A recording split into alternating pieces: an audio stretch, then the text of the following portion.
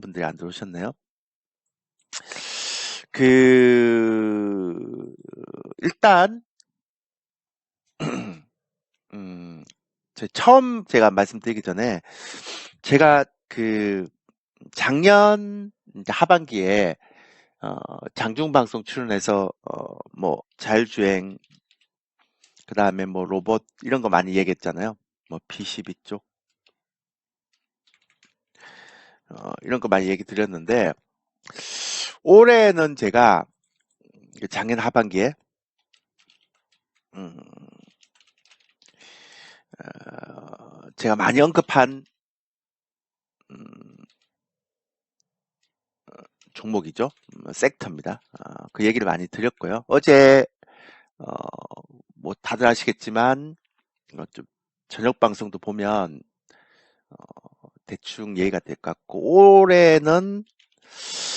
올해 한 4월까지 는 좀 주도주가 많이 바뀔 것 같다는 생각이 들어요. 그러니까 제가 지난번에 무방할 때까지만 하더라도 여전히 메타버스라든지 자율주행이라든지 로봇이라든지 이런 종목들이 굉장히 아직은 살아 있습니다라는 얘기를 많이 했잖아요. 12월 달 초에. 예. 근데 올해 이제 그 방송 끝나고 나서 올해 방송을 하면서 굉장히 많이 느낀 게 그때 봤겠죠. 12월 달에 이제 제가 봤을 거 아니에요. 근데 올해는 주도주가 상당히 많이 바뀔 것 같아요.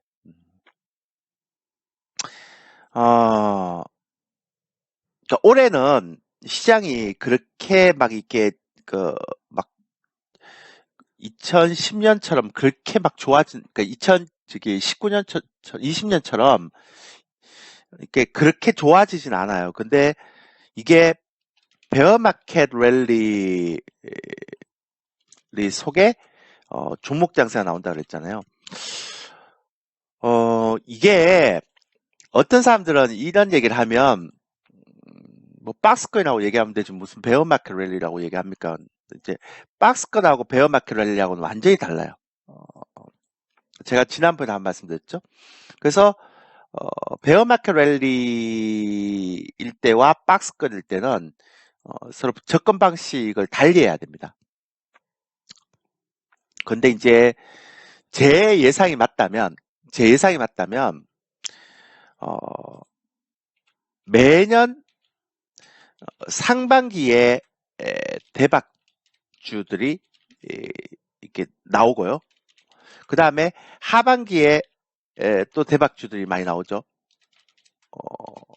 그러니까 1년 내내 가는 섹터들도 있을 수 있는데 이게 그런 거 이제 어떤 일정 부분 시장이 받쳐줘야 되는 부분이 있고요.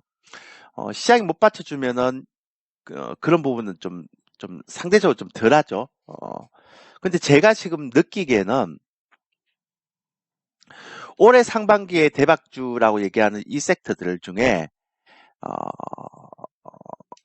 정책 관련주들이 좀 적잖이 나올 것 같습니다. 이게 3월달 대선이다 보니까 어떤 사람들이 그냥 JP모건 헬스케어 있고 지금 CS 2022 있잖아요. 그건 이제 단기적인 모멘텀이기 때문에 주가에 다 반영이 됐죠. 저는 개인적으로 바이오 종목을 보면서 만약에 JP모건 헬스케어가 나온다 하더라도 예전에 바이오하고는 좀 많이 다르겠구나라는 생각을 많이 해요. 그건 좀 이따 제가 말씀드리겠고요. 어쨌든 제가 얘기하는 건 그래서 모멘텀이라는 게 있기 때문에 어, 정책 관련주들을 상반기에는 좀 봐야 되지 않을까. 그리고 이 상반기에 정책 관련주가 굉장히 제가 볼 때는 조금 핫하지 않을까라는 생각해요. 그러니까 작년 하반기에 자율주행이나 로봇이나 PCB처럼 올해 상반기에도 이런 형태의 그런 새로운 주도주가 많이 생길 것 같은데 그 주도주의 중심에는 정책 관련주들이 차지하고 있을 가능성이 크다라고 생각합니다. 어떤 사람들이 대선 관련주 어떻습니까? 라고 얘기하는데 너무 식상하지 않나요? 예전에 대선 관련주들은 꽤 많이 올라갔다면 제가 볼 때 올해는 너무 식상할 것 같아요. 그런 대선 관련주 아니가 정책 관련주들이 조금 더 움직일 수 있는 형태의 흐름이 있다. 이거 왜 그런가 하면 이 사람들이 점점 주식에 대해서 예전에 그런 어떤 세력주 이런 것들을 매매하는 사람들이 에서 이제는 조금 더 중기 투자로 많이 가는 형태죠. 최근에 주인들도 보면 대부분 다 좀 대형주 장기 투자하다가 물리신 분들이 많잖아요. 그러니까 그런 형태와 마찬가지로 어, 그 뭐 3%의 영향도 크죠. 근데 어쨌든 그런 형태의 흐름들로 이제 인식이 변하다 보니까 이제는 예전처럼 대선 테마주 막 이렇게 뭐 안철수 관련주 뭐 최근에 올라가긴 했지만 그런 것들이 계속 주도주로 나서기는 좀 힘들 것 같고요. 그래서 정책 관련주를 여러분들이 조금 더 봐줘야 되지 않을까? 뭐 그런 생각을 굉장히 많이 하게 됩니다. 그리고 또 하나는 제가 또 하나 여러분한테 말씀드리고 싶은 거는 최근에 이렇게 종목들 보면 특이한 케이스예요. 그러니까 저점에서 그러니까 새로운 주도주들이 지금도 올라가는 종목도 있지만 새로운 주도주들이 저점에서요. 보통 일반적으로 시장에 상관없이 매집 구간을 거칩니다. 그러다가 이게 일반적으로 매집 구간을 좀 오래 거친 종목들 있죠. 거친 종목들은 보통 상승할 때 이렇게 상승했다가 눌림목 주고 상승했다가 눌림목 주고 이렇게 가야 되잖아요. 근데 그렇게 가는 게 아니라 바로 급등을 해버리는 패턴이 많이 나타납니다. 이런 종목들을 최근에 이제 보면 성신양해 같은 종목들도 대표는 그런 종목들이었고요. 제가 나중에 이제 차트를 통해서 좀 보여드리겠지만, 그러니까 매집을 한다고 해서 그게 이제 올라갈 때 이게 굉장히 우리에게 기회를 주고 올라가는 형태의 흐름들은 거의 없고요. 거의 대부분 제가 볼 때 거의 대부분이 바로 급등을 해버리는 패턴이 많죠. 그래서 요게 작년 12월 달에 이제 새롭게 나타난 패턴이거든요. 제가 이것도 보면서 굉장히 놀랐어요. 새로운 패턴이니까 제 입장에서는 굉장히 놀라운 패턴이죠.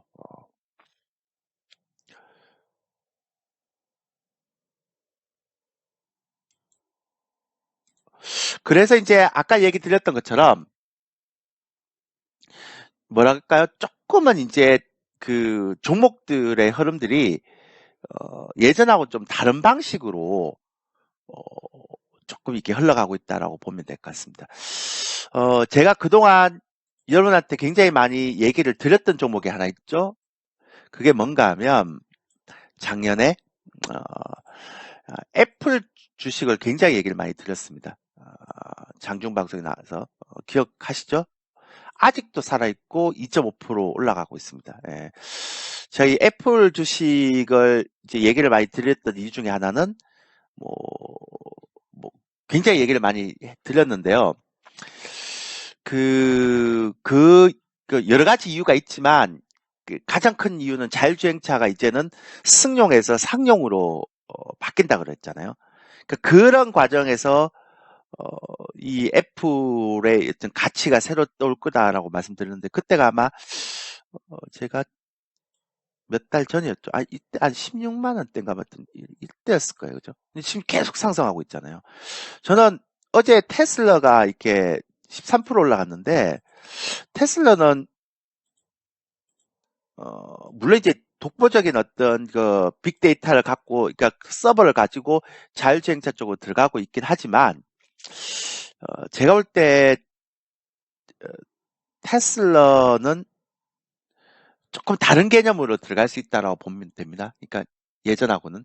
그래서 테슬라는 전고점도 못 돌파했고요. 그래서 테슬라는 지금 형태에서는 먹을 게 별로 없을 것 같아요. 근데 애플은 다르죠. 그러니까 자율주행차가 승용에서 상용으로 변하기 때문에 이건 충분히 제가 볼 때는 가능성이 있어 보인다라고 생각하는 거고요. 자, 자율주행차 얘기를 좀 이따 나중에 또 드리겠습니다. 복잡해요, 이런 거는. 예.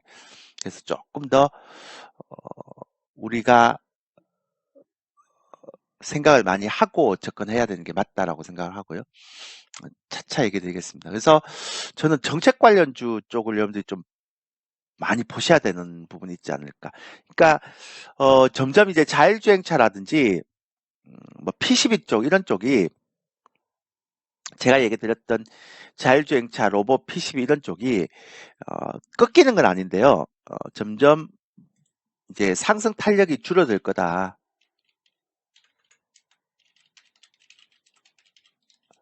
가능성이 높다 이렇게 생각하고요. 이제부터는 바뀌는 주도주들에 대한 그런 어떤 관심을 좀 가져가야 될 필요가 있지 않을까라는 생각을 굉장히 많이 하게 됩니다.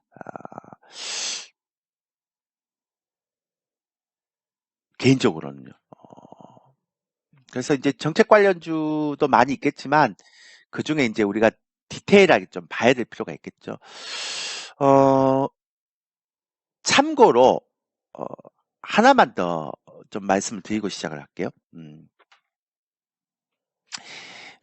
이제는 제가 우리 회원들한테도 말씀드렸는데요.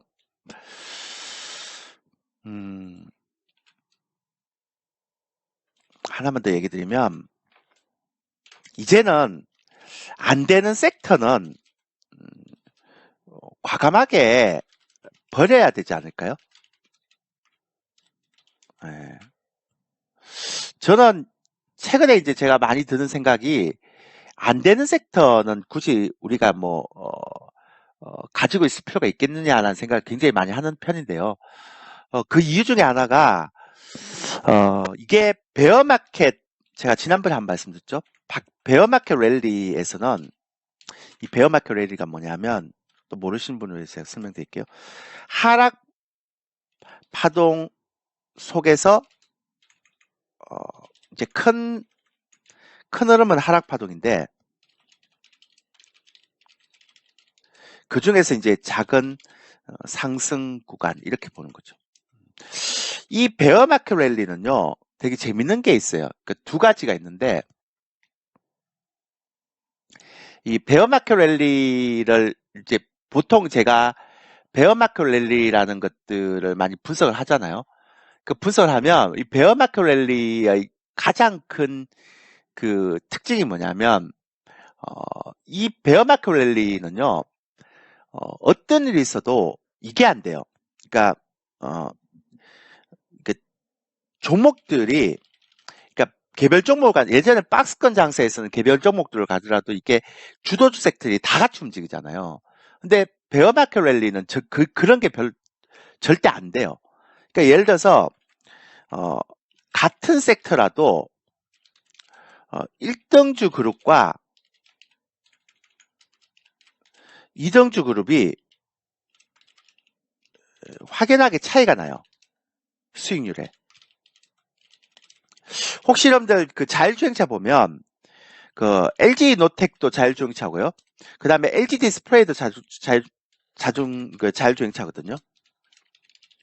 근데 이 두 종목의 수익률 차이 보셨나요?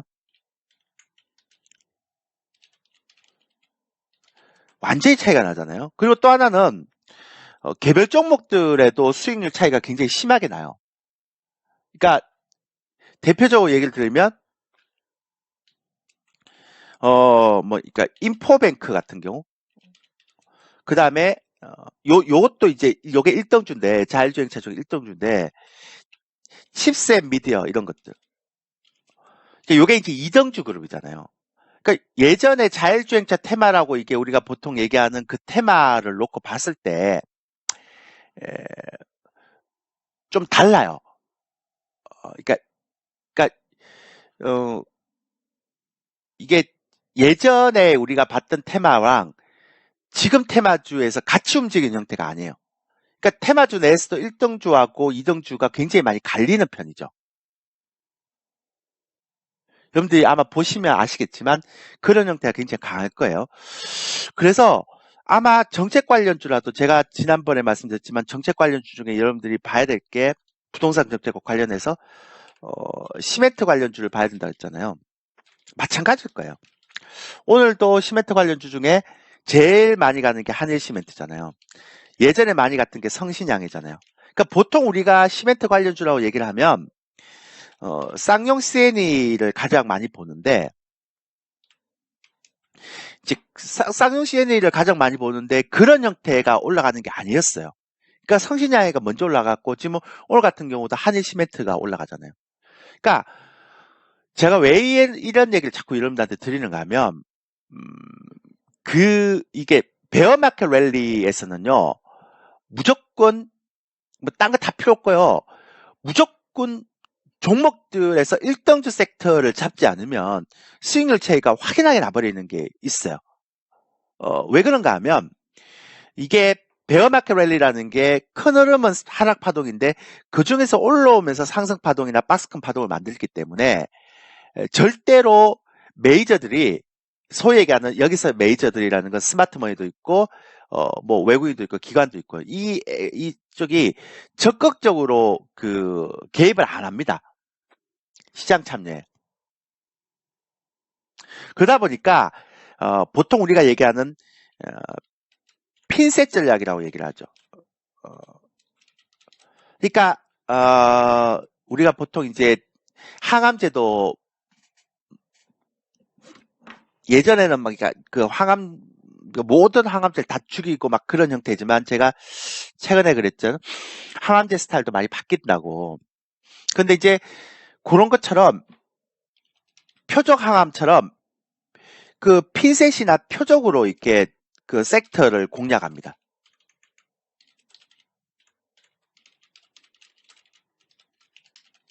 그렇기 때문에 이 베어마켓 랠리는요, 제가 한 20년 정도 그 베어마켓 랠리 한 20년 정도의 수치를 다 분석을 해보면 확실히 베어마켓 랠리는 달라요. 그러니까 그냥 상승장일 때의 박스권과 베어마켓 랠리는 달라요. 이거를 여러분들이 정확하게 이해를 못 하실 것 같아서 제가 하나만 더 설명을 드리면 이게 코스피 200 차트예요. 제가 베어마켓 랠리와 그냥 박스권 장세를 어떻게 비교해 드린지를 말씀드릴게요. 요거는 박스권 장세예요. 이건 베어마켓 랠리가 아니에요. 그 다음에 대표적으로 우리가 보통 얘기했던 요런 거는 베어마켓 랠리가 아니에요. 당연히 요것도 베어마켓 랠리가 아니죠. 근데 여러분 잘 보세요. 예전에 이런 게 베어마켓 랠리예요. 이런 게. 그 다음에 이런 게 베어마켓 랠리예요. 이런 구간이 전부 다. 그러니까 지금도 마찬가지겠죠. 지금도 저는 베어마켓 랠리라고 생각하거든요. 지금 무슨 얘기인가 하면 이게 제가 얘기 드리는 게 무슨 얘기인가 하면 베어마켓 랠리는 이 저점보다도 시장이 더 낮은 저점이 언젠가 올 거예요. 그리고 이 고점을 돌파하는 시간보다 이 저점 밑으로 내려오는 그 시점이 훨씬 더 이게 좀 빨라질 수 있죠. 그걸 이제 우리가 전형적인 베어마켓 랠리라고 그럽니다. 그러니까 전고점을 다시 한번 돌파하는 흐름보다는 전저점을 무너뜨리는 흐름들이 더 빨리 나올 수 있는 형태의 흐름이죠. 제가 지난번에 그래서 이런 베어마켓 랠리라는 건요. 그러니까 고점은 못 돌파하고 저점이 계속 낮아지는데 이 저점이 낮아지는 과정에서 박스권이 한 3개월, 4개월 오거나 아니면 기술적 반등이 오는 과정. 그걸 이제 베어마켓 랠리라고 그러거든요. 그러니까 저점이 한 번 더 무너질 수 있기 때문에 언젠가는 또 항상 그런 형태의 그 리스크를 갖고 있기 때문에 배팅을 그렇게 세게 안 한단 말이에요. 되게 재밌어요. 제가 장중방송 매주 목요일 날 출연하거든요. 근데 그때, 여기 조일교라고 치면 이게 조일교 TV가 나오죠. 근데 그때 제가 지난주에 12월 30일 날 장중방송에서 이제 얘기했던 게 있어요. 요 섹터에. 나중에 한번 보시면 압니다. 조일교 TV 가입해서 한번 보시면 아는데, 그때 제가 종목을 얘기하면서 그런 얘기를 했거든요. 대선 테마 중에서 건설주 테마, 이제 부동산 정책이 나올 건데, 제가 볼 때 앞만 봐도 저는 건설주가 아직 아니다. 근데 유일하게 제가 건설주 중에서 보는 게 시멘트 쪽밖에 없다. 제가 시멘트에 대해서 이제 이번 주, 그러니까 목요일 날 가서 또 설명드리겠지만, 12월 30일 날 이 방송을 보면 얘기했는데요. 그게 하늘 시멘트 또 가요. 근데 그 전에 성신양이 또 가죠. 먼저 갔다 올라갔죠. 그러니까 이런 형태의 흐름들이, 시멘트는 제가 작년 자율주행차처럼 작년 9월 달부터 계속 방송 나서 얘기를 했잖아요. 근데 이런 식으로 건설 섹터에도 보면, 그러니까 만약에 이제 대선에서 부동산 정책이 나올 거 아닙니까? 분명히. 근데 이게 부동산 정책이 나올 때 뭐 공급 정책이 나올 거고. 근데 이상하게 관련된 건설주들이 안 움직입니다. 그러면 제가 나중에 좀 분양가 관련해서 또 얘기 드리겠지만, 이게 건설주들이 안 움직인다는 거는, 이게 정책이 들어온다 하더라도 그 정책이 실질적으로 그 섹터에 영향을 안 미친다고 볼 수 있는 거죠. 그래서 제가 예전에 한번 설명드린 적이 있는데요. 제가 그 전체적인 어떤 그 분양시장에 대한 그 데이터를 가지고, 통계 자료를 가지고 쭉 하면서 드렸잖아요. 그러니까 건설주들이 지금 빅베스도 많이 하고 현금도 되게 많은데, 그 현금을 가지고 실질적으로 이익을 창출시킬 수 있는 그런 여건 자체가 아직은 없다. 그래서 어제 DLENC 같은 경우도 굉장히 큰 호재가 터졌음에도 불구하고 안 움직이잖아요. 그러니까 부동산 정책도 보면, 예전에는 작년 같은 경우는 근자재 관련 쪽이 올라갔고요. 올해 같은 경우, 그러니까 작년 연말부터는 시멘트 관련 쪽이 올라가잖아요. 그러니까 이렇게 건설 쪽도 핀셋 전략을 하거나 표적으로 가야지, 건설주 뭐 이렇게 가면 베어마켓 랠리에서 안 먹혀요.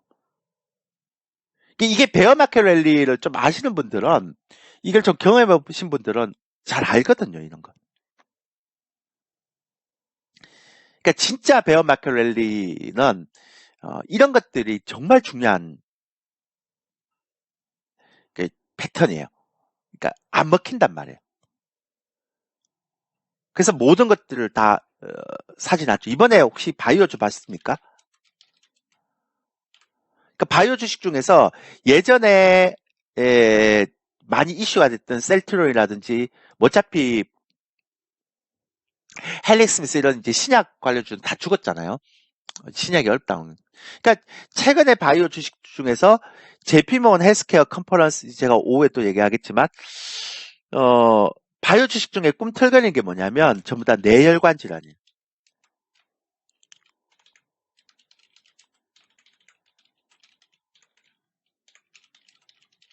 왜 그런가 하면 이게 바이오도 트렌드가 있거든요. 그러니까 신약의 트렌드가 한번 있다가, 그 다음에 신약 트렌드가 조금 이제 적어지면, 그 다음부터 뭐 예전에 이제 표적 항암제 이렇게 얘기했죠. 그 다음에 한때는 가장 이 유행했던 게 에로라고, 라이센스 아웃이라고, 기술 수출이. 근데 이제 기술 수출 단계도 그냥 신약에 대한 기술 수출 가다가, 에 대한 에로를 가다가, 그 다음에 점점 플랫폼에 대한 이제 에로 이렇게 가죠. 이것도 제가 오후에 다 설명드릴게요.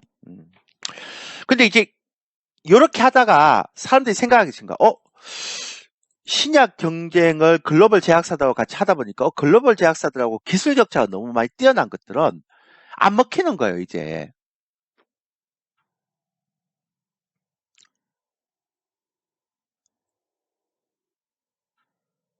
그러니까 이렇게 사람들이 생각하니까, 그러면 글로벌 제약사들하고, 그러니까 글로벌 제약사들이 상대적으로, 이게 이머징 국가의 기술 수출을 봤을 때, 실질적으로, 걔네들하고 기술 격차가 없는 섹터들만 얘네들이 이제 잡아가는 거예요.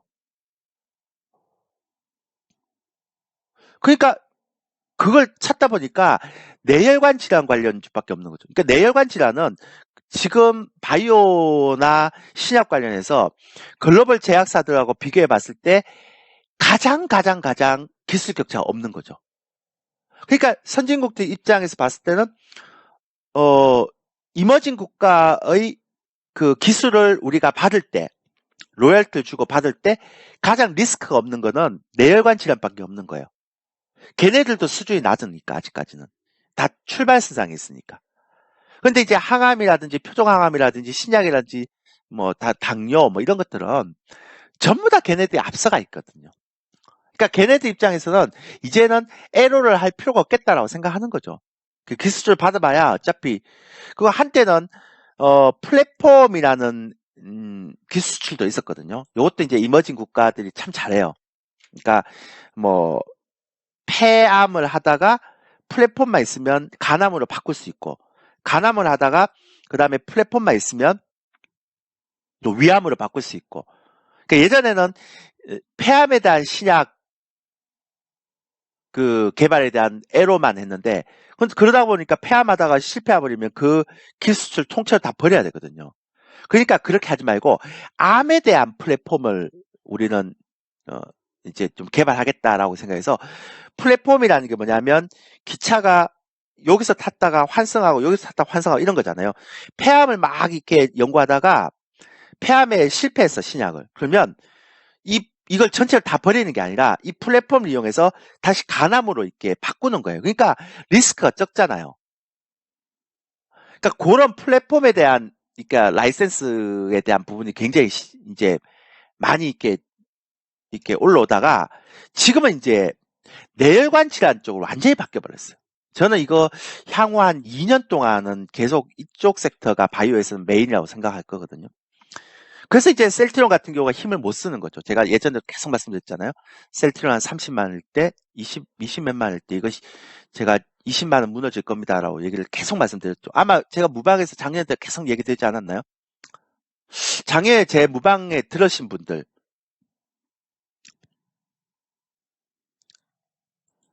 제가 셀트리온, 제가 작년 한 8월달, 7월달부터 계속 말씀드렸죠. 이거 20만 무너질 것 같다고.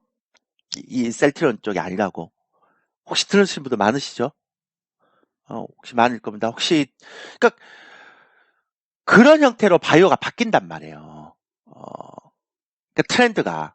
그러니까 결론적으로 얘기하면 이제부터는 뇌혈관 질환 쪽을 봐야 돼요. 이것도 제가 나중에 얘기 드리겠지만, 근데 뇌혈관 질환을 보면 이것도 실질적으로 기술력이 되는 종목과 기술력이 되지 않는 종목들이 있어요. 제가 뇌 질환 분류법 업체 현황을 이렇게 쭉 제가 만들어 놨는데요. 여기서 찾아야죠. 그러니까 이렇게 섹터에서 그러니까 바이오주 갑니다. 이런 게 아니고 이제는 이제 그런 시대는 끝났고 그러니까 바이오 중에서 어떤 섹터가 잘 갈 것인가 일단 고르고 그 섹터 중에서 이제 어떤 게 일정조가 될 것인가를 또 골라야 돼요. 그러니까 힘들어요. 그게 이제 베어마켓 랠리의 가장 큰 특징이에요. 그러니까 상승 추세는 바이오 가면 다 하고 막 이런 거거든요. 그러니까 전혀 힘들지 않아요. 근데 힘들어요. 이게 베어마켓 랠리는 그렇지 않기 때문에 힘들어요.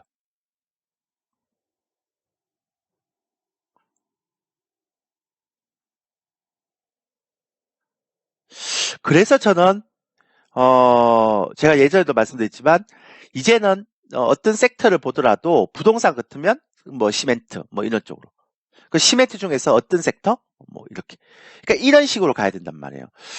자율주행차도 보면 제가 지난번에 말씀드린 인포뱅크하고요. 인포뱅크 지금 이렇게 돼요. 오늘도 많이 가죠.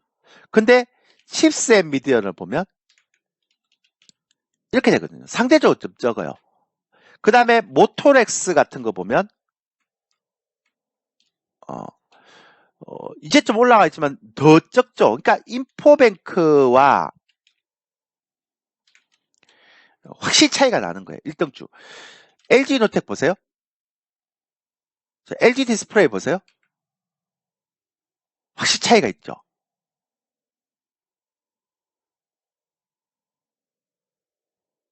그러니까 이런 차이가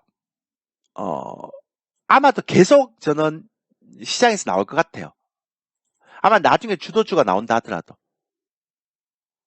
근데 이제 그런 차이를 우리가 이제 이렇게 필터링 해야 되죠. 그러니까 예전하고 좀 다르게 접근 방식이 좀 많이 차이가 있겠죠. 음. 저는 이제 이 부분들에 대해서 여러분한테 많이 얘기를 드리고 싶어요. 그래서 결론적으로 보면 어떤 차이가 있는가 하면 보세요. 요게 이제 그래서 제가 이게 만든 게 이거예요. 음, 어, 제가 작년에 계속 이렇게 시뮬레이션을 하면서 만든 건데요. 올해 이제 이걸 아마 적극적으로 이용할 거예요. 근데 보세요. 그런 종목들을 이제 잘 가는 종목들을 1등주를 보기 위해서는 방법이 하나밖에 없죠, 뭐. 그러니까 우리가 이런 그 펀더멘탈로 섹터를 분류했다면 그다음부터 우리가 해야 될 게 뭐냐면 펀더멘탈로 섹터가 분리가 됐다면 그다음부터 해야 될 거는 이게 얼마나 힘이 있느냐 없느냐의 게임이잖아요. 그러면 결론적으로 얘기하면 얘가 힘이 있을 때와 없을 때는 차이가 있단 말이에요. 그러니까 즉 주봉에서 제가 얘기했던 이 이평선 밑으로 이렇게 흘러갈 때는 힘이 없어요, 확실히. 근데 주봉에서 이 이평선 위로 올라갈 때는요, 누름을 받든 안 든 힘이 있어요. 자, 이걸 한번 볼게요. 제가 최근에 하이닉스와 삼성전자를 제가 비교해 볼게요. 자, 하이닉스예요. 자, 얘는 제가 그냥 한번 볼게요. 어떤 차이가 있는가? 이게 이제 제가 베어마켓 랠리라는 것들을 미리 사전에 깔고 지금 여러분한테 말씀드리는 거예요. 그러니까 베어마켓 랠리는 어쩔 수 없어요. 어, 이런 형태의 흐름으로 갈 수밖에 없는 거예요. 대안이 없는 거거든요. 그런데 보세요. 하이닉스는요, 이게 주봉이고, 이게 일봉이에요. 근데 보세요. 얼마나 차이가 나는가를 주봉이 이 밑에 있을 때는 계속 떨어졌잖아요. 작년에. 근데 이게 주봉이 이평선 주봉이 위에 딱 올라가는 순간부터는 얘가 떨어지질 않아요. 근데 어떤 차이가 있는가 잘 보세요. 얘가 떨어지지 않는데 어떤 분 그런 얘기를 할 거예요. 아마 대표님 주봉이 이렇게 위에 올라갔는데 이게 갑자기 이렇게 떨어질 수도 있지 않습니까? 라는 얘기예요. 맞아요. 여러분 좋은 지적이에요. 근데 그걸 전에 이걸 보시면 돼요. 이건 주봉이고 이건 일봉이거든요. 그러니까 얘가 이 위를 계속 타고 가는지 안 가는지를 주봉으로는 볼 수는 있지만 얘는 금요일 날 종가가 나와야 보는 거잖아요. 근데 그걸 일봉으로 이렇게 체크를 하면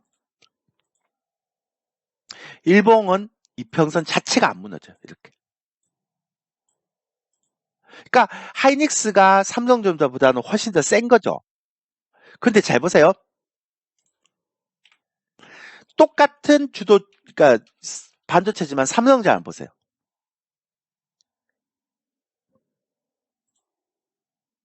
어떠세요?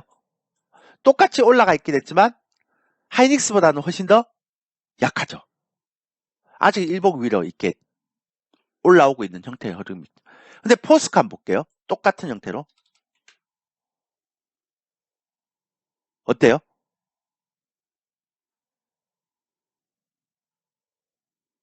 차이가 많죠.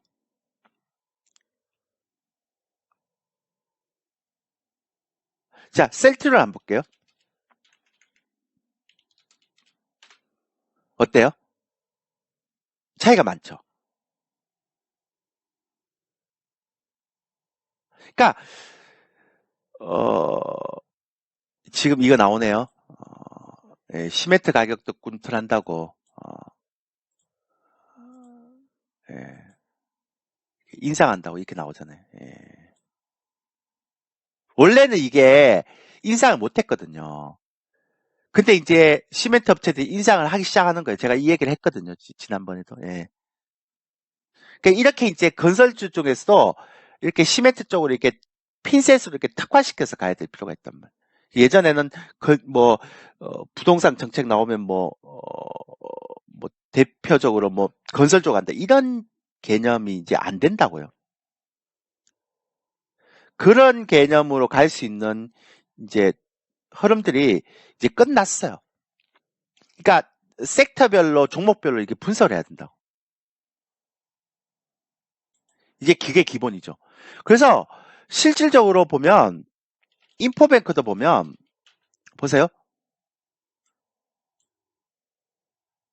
한번 보세요, 여러분들. 제가 거짓말 시킨 게 아니라 제가 그냥 종목만 치면 나오는 거잖아요. 얘가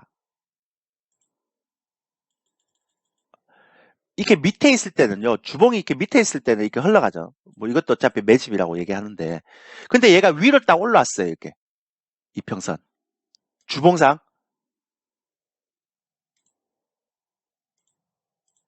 근데 얘가 위로 딱 올라왔는데 요 라인에요. 일봉 한번 보세요. 무너집니까?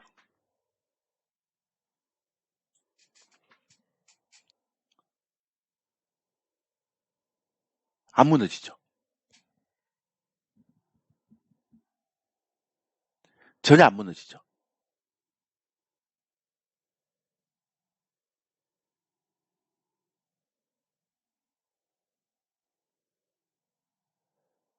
그러니까 제가 왜 이 얘기를 드리는가 하면, 어쩔 수 없어요, 지금은. 그러니까 제가 어쩔 수 없다는 표현을 쓰는 게 맞는지 모르겠지만, 진짜 어쩔 수 없어요.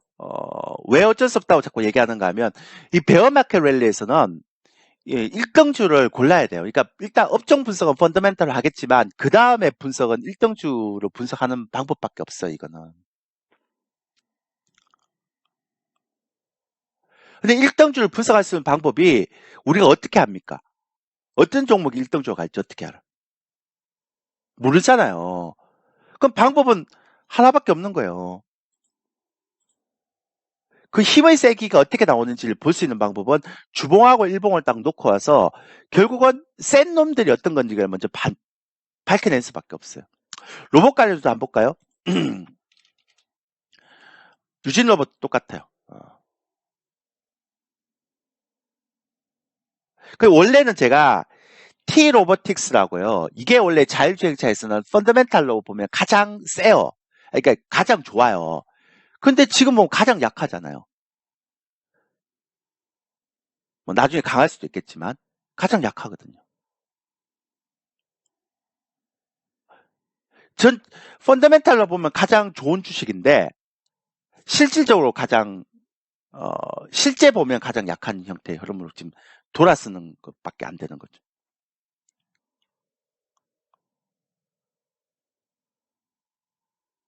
그 제가 지금 여러분한테 지금 말씀드리고 싶은 게 뭐냐면 이런 거예요, 이런 거.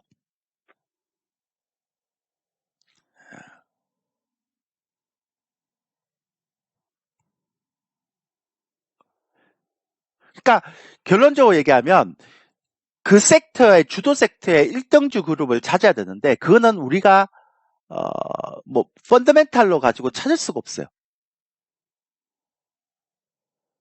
방법은 이것밖에 없는 거죠.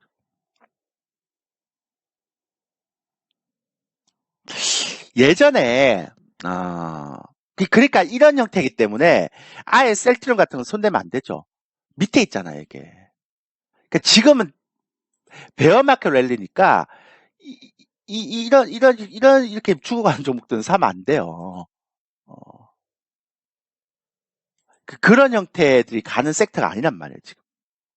그러니까 어, 많이 올라갔다가 떨어진 종목들이라도 거래량이 터지면서 저것도 주봉 위에 있거나 아니면 주봉 위로 올라가려고 하고 있는 준비를 하고 있는 형태의 흐름들로 가야 되는. 저는 요즘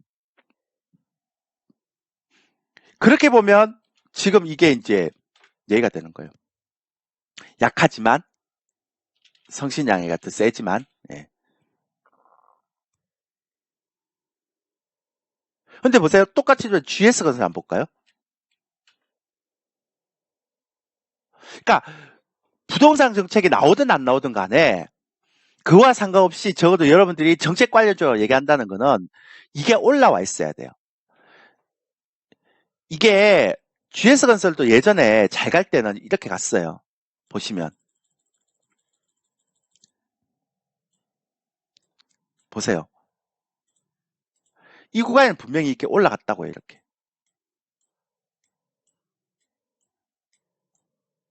그 당시에 일봉이 이렇게 됐다고요. 안 무너지잖아요. 살짝 무너져 다시 올라오고. 요건 제가 나중에 디테일하게 설명드릴 테니까. 살짝 무너질 때는 무너졌던 그 일봉의 저점을 깨지 않으면 돼요. 그건 나중에 제가 뭐 얘기 드리겠지만. 그러니까 GS건설도 분명히 이런 구간이 있었어요.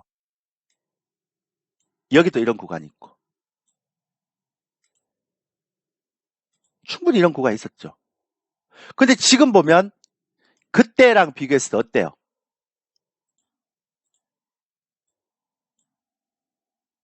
확연하게 차이가 있죠?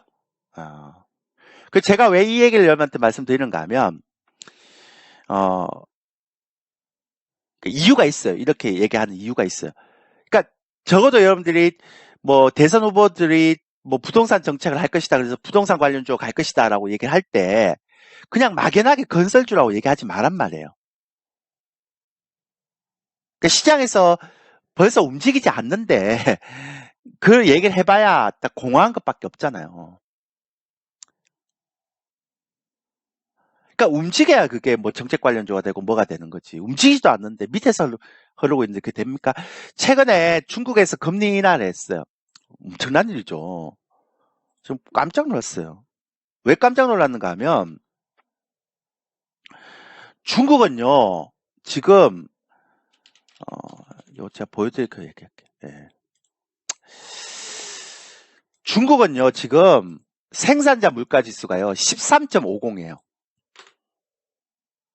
그러니까 이게 뭔 얘기인가 하면 물건을 만드는데 드는 비용 코스트가 13에 올라간다는 거예요.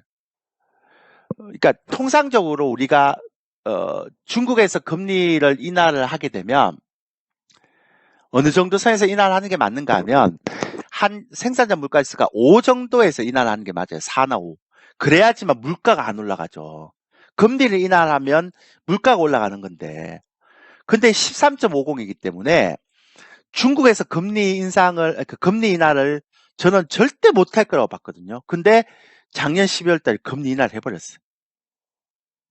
제가 너무 깜짝 놀랐어요. 뭐지? 제가 방송에도 얘기했거든요.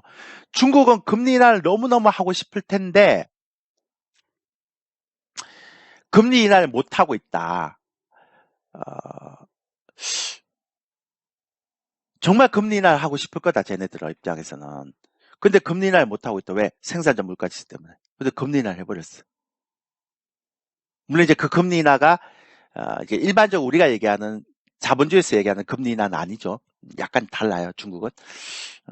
이게 금리를 할 때, 인하할 때 우리는 시중은행, 그러니까 중앙은행의 금리, 그러니까 우리가 이제 시장금리 이런 것들을 따져서 하지만 중국은 이제 계획 경제이기 때문에 그렇게 안 합니다. 약간 시스템이 달라요. 근데 어쨌든 금리 인하를 했어요. 근데 시장에 영향이 거의 없어요. 왜? 중국에서 금리 인하를 하면 제일 먼저 움직여야 될 건 뭐예요? 철강주, 화학주잖아요. 화학주의 대장이 뭡니까? 대한유화죠. 지금. 네, 안 움직여요. 그러니까 즉 대한유화가 지난번처럼 그래랑 빵 치면서 이 주봉 위로 이렇게 딱 움직여야 되는데 이렇게 깨꼬도 안 하잖아요. 포스코 깨꼬도 안 하잖아요. 자, 이 얘기는 뭔 얘기인가? 중국이 금리 인하를 한 것들이 지금 먹히진 않다는 거죠.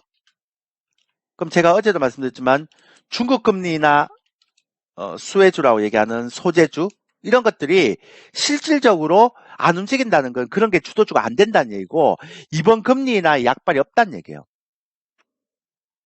그러면 그냥 중국이 헝다 사태 때문에 경기가 너무 안 좋아지니까 그냥 살짝 마사지 해주는 거예요. 추가적으로 경기가 안 좋아지는 걸 막기 위해서 그냥 살짝 마사지 해주는 정도예요.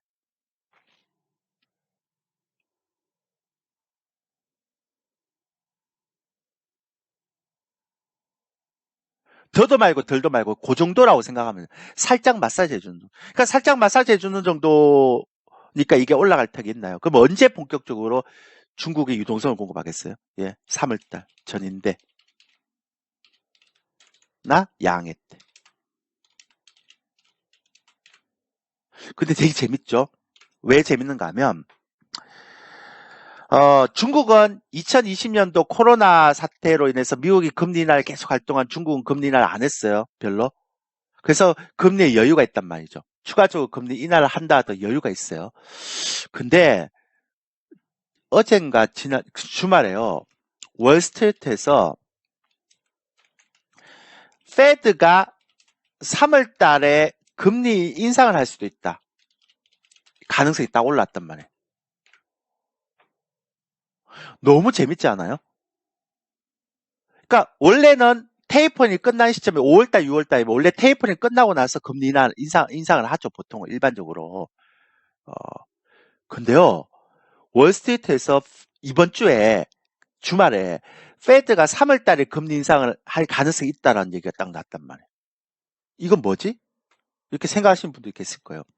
저는 어떤 생각했는가 하면 아, 중국하고 그러니까 정책적으로는 막 싸우지만 얘네들이 이제 무너지면 다 같이 무너지잖아요.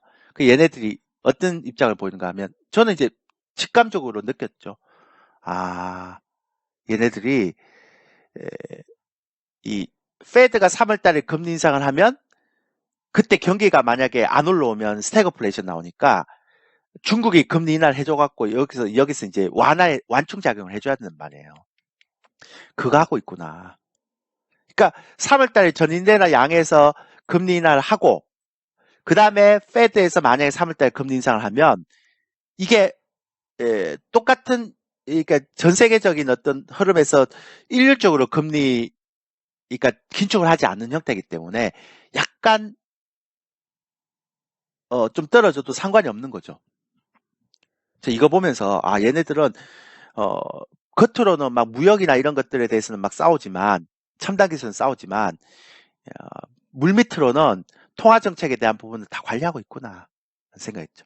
결론은 3월달 전인데 양해 때쯤 돼야지만 본격적으로 중국이 금리 인하를 하고 그 다음에 유동성을 풀 거기 때문에 철강이나 화학에는 그때쯤 봐야 돼요. 지금은 안 움직이기도 하지만 안 먹힌다고요 지금. 그러니까 이런 것들을 다 분석하고 나서 그 다음에 포스코라든지 뭐 화학이라든지 이런 거 보면 보여요. 오물을 오고 있잖아요. 그러니까 일단 펀더멘탈 먼저 분석하고 나서 그 다음에 차트를 딱 적용시키니까 기술적 분석 딱 적용시키는 거예요. 아니면 이 장은 어려운 장이 왜냐하면 베어마켓 랠리이기 때문에 제가 계속 말씀드렸잖아요. 베어마켓 랠리는 달라요 성격이. 그러니까 여러분들이 일반적인 상승장 때 하는 거랑 좀 달라요. 어제 카카오를 최근에 이제 카카오 있죠? 지금 주봉 밑으로 다 내려가고 있죠? 제가 좀 힘들 거라고 얘기를 했는데 다 내려가고 있죠? 카카오가. 지금 밑에 주봉 밑에요.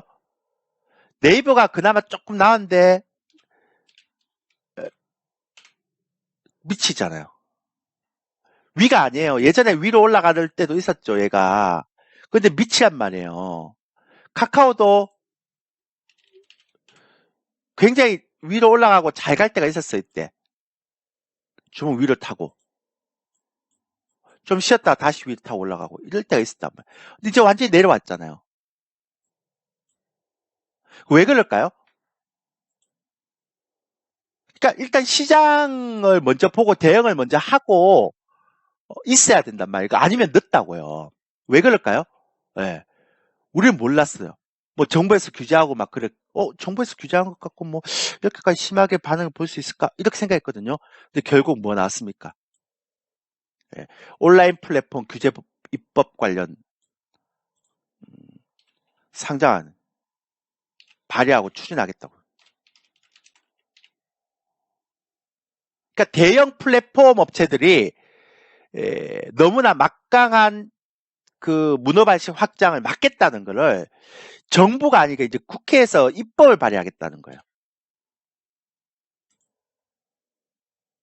이게 이제 정책이 나버린 거예요. 공약으로. 대선 앞두고. 그러니까 그거보다 훨씬 더 빨리 반응을 하잖아요. 카카오나 네이버는. 이런 거예요, 이런 거. 그러니까 잘 나갈 때는 그런 얘기가 안 나오다가 이제 소상공인이나 자영업자가 막 이렇게 안 좋고 이러니까 그때부터 이제 이런 게 대선 앞두고 이런 게 나올 것이다라고 이제 시장은 전망을 하는 거죠. 그러면서 미리 선반영되고 이렇게 가는 거예요.